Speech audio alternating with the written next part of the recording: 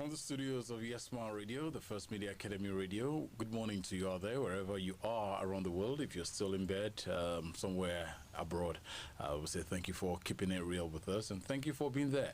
This is the newspaper review for today, Wednesday, the 12th day in the month of August 2020. I'm welcoming you on behalf of the entire transmission team, and most especially on behalf of my better part, the right hand on this side of the studio, and I want to welcome you. My name is Olatunde Ido. Good morning. Thanks for joining us. My name is Inioluwa Akintayo. Are you so serious? All right. Is it because of Rachel? You guys need to calm down. I've got two papers with me, and today I have the Tribune and the Vanguard. I also have two newspapers, The Nation and The Punch newspaper. Checking out some of the headlines making the rounds at this moment, and starting from the Nigerian Tribune, Northern leaders must speak up in support of 2023 Southern President. That's credited to Southwest APC. And on the front page of The Nation newspaper, Buhari, more weapons, jets coming for insurgency fight. With the rider, president orders military to chase Boko Haram to their heaven. NCDC confirms 423 new COVID-19 cases. Total now 47,290. Similarly, on the COVID-19 news, Russia to mass produce vaccine, with the rider US gives 200 ventilators. And still talking 2023 from the Vanguard newspaper, 2023, Ohaneze gets mandate to negotiate for Igbo president. INEC to hold all by-elections on October 31. Buhari to service chiefs. How do terrorists get arms? And moving on to the Punch newspaper, UK officially enters recession for the first time in 11 years. Fani Kayode threatens to leave PDP. And lastly is from the world of sports, beach soccer team laments exclusion from FIFA palliative. And let's go down straight to the business of the morning as we bring to you the various headlines right after this commercial break. Please stay with us.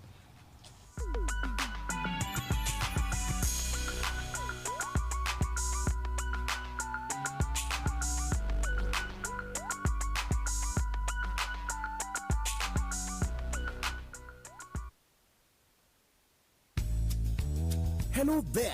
Is it your dream to live and work in Canada? If your answer is yes, then your dream is about to become a reality. All you need to do is just be a part of your Fly Canada Permanent Resident Visa Program, and surely you will begin to live your dream in no time, as your Fly understands the process within the legal framework of Canada Travel Program. That is why you're enjoyed to be a part of the big league and realize your dream of living and working in Canada. Let the masters take up the job for you. Visit your Fly today at Success House, Block 8, Plot 15, 7 Up Road, Oluyole Main Estate, Ring Road, Ibadan, or better still call 070-6275-9762. Website youfitfly.com for the dream of your Canada permanent residence to come into fruition. You Fit Fly is the key. You Fit Fly says, stay safe.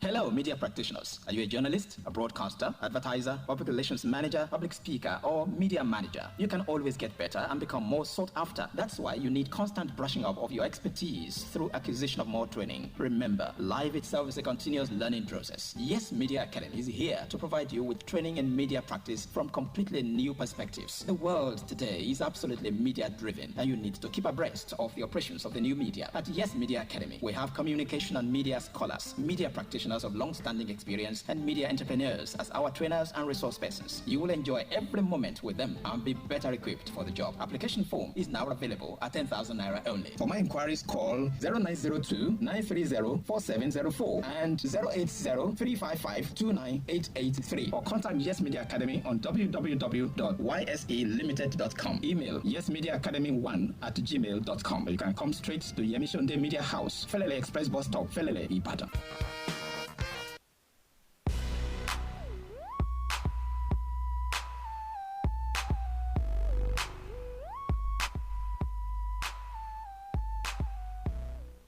Once again, let's say thank you for being there and welcome to the program. If you're just joining us, the newspaper review, it's the program. I actually wanted to say Yes News Now.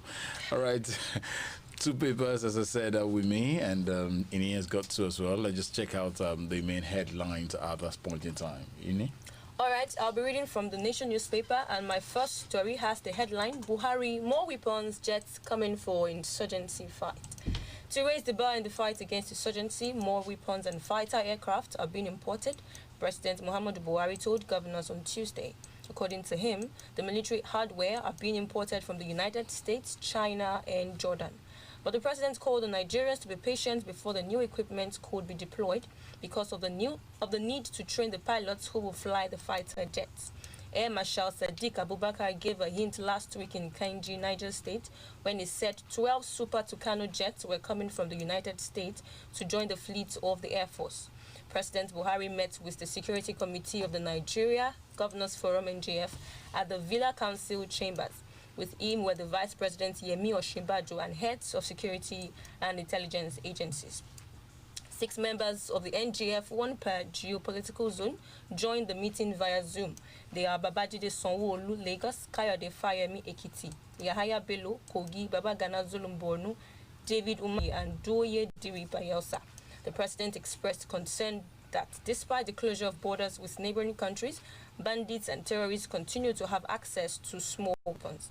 He added that we have said enough on the need for them to rejig the operations. I am glad that there is better synergy and cooperation, which are very important. It's a very lengthy read. You can get a copy of the Nation newspaper to read on the page 6 of the newspaper. I'm taking my first story from the Vanguard newspaper for this morning. Buhari to service chiefs. How do terrorists get arms? You have a couple of writers to that story. It says, terrorists don't have weapons, money as government. That's credited to Buhari. Governors demand bailout for security. Stop killings in southern Kaduna now. Catholic bishop tell federal government, Kaduna government as well. Insecurity benefiting some politicians, says Zamfara governor. President Muhammadu Buhari yesterday debunked insinuations that insurgents operating within the country, especially Boko Haram, have made money and sophisticated weapons than government forces.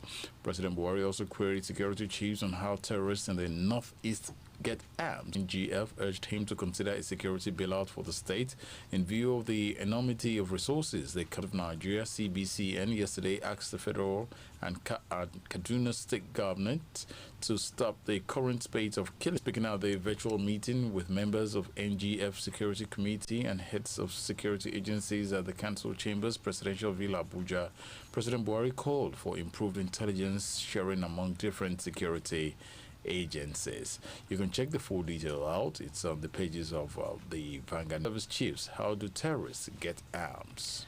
As regards COVID-19, Russia to mass produce vaccine. Russia has announced the world's first vaccine for COVID-19. I mean, the country is preparing to start a mass vaccination campaign against the coronavirus in October, Health Minister Mikhail Murashko has said.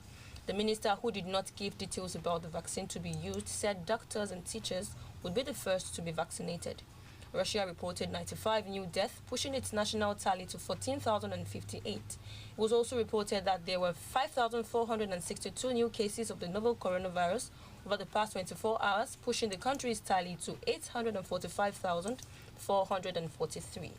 COVID-19, Russia to mass produce vaccine. You can get a copy of the Nation newspaper too. From the Nigerian Tribune, northern leaders must speak up in support of 2023 Southern President. That's credited to the Southwest APC. The All Progressive Congress APC in the Southwest has called on northern leaders to speak up in getting the presidency in 2023 in the interest of equity, justice, fairness, and stability of the country. The zonal spokesman of the party, Karunwi Oladapo, made the statement yesterday in Ado-Ekiti while commending the governor of Kaduna State, Nasir El-Rufai, over his recent support for the return of power to the southern part of the country in 2023. He said, and I quote, "We will continue to reorganize strong voices in support of Southern presidency from the northern part of the country until one of our own in the Southwest becomes the president in 2023. The call for the Southern presidency is a patriotic call. The unity and stability of Nigeria come before individuals' interest. The leadership question should be settled on equity, justice, and fairness in 2023 to guarantee peaceful coexistence. Northern leaders must speak up in support of 2023 Southern Presidency. Southwest APC have stated. You can check full details out from the Nigerian Tribune. Still reading from the Nation newspaper, INEC to hold all by-elections on October 31. The Independent National Electoral Commission, INEC, has slated by-elections into some vacant national and state houses of assembly seats for 31st October. A statement yesterday by the INEC National Commissioner and Chairman Information and Voter Education Committee, Festus Okoye, said the commission met today, August 11, 2020, and reviewed preparations for Edo and Ondo state governorship elections, the conduct of the Nasarawa Central State Constituency election held on Saturday, August 8, as well as all outstanding by-elections. The commission has scheduled all the pending by-elections for Saturday, October 31, 2020. APC to PDP, Obaseki, Wike, purge yourself of rigging and violence. The writers there says, your unconvincing response to Obaseki not acceptable. PDP tells APC, we prayed for you. Esako Monarch tells Obaseki. Oshiomhole's aid defect to PDP. Ezeyemo backs foreign visa ban for political actors aiding violence.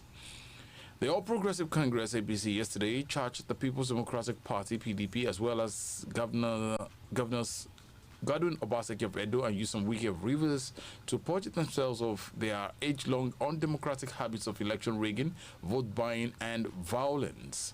This came as the PDP again floored the APC for its unconvincing response to the allegation of plotting to rig the Edo governorship election slated for September 19, 2020.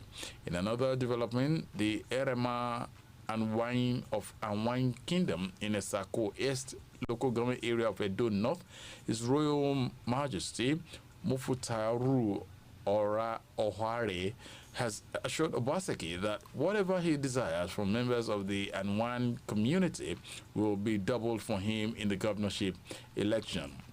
Meanwhile, the APC governorship candidate, Pastor Osage Eze-Iyamu, has supported the proposed plan for foreign embassies, prominently the United States, to impose visa restrictions on political actors found guilty of sponsoring violence during elections or involved in acts to undermine the electoral process in the country.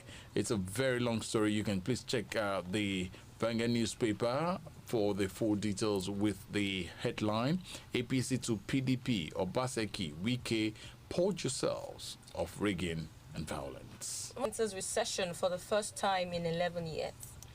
Britain's economy contracted by a record 20.4% in the second quarter with the country in lockdown over the coronavirus pandemic, official data showed on Wednesday. It is clear that the UK is in the largest recession on record, the Office for National Statistics said. Britain officially entered recession in the second quarter after gross domestic product GDP contracted by 2.2% in the first 3 months of the year. The technical definition of a recession is 2 quarterly contractions in a row.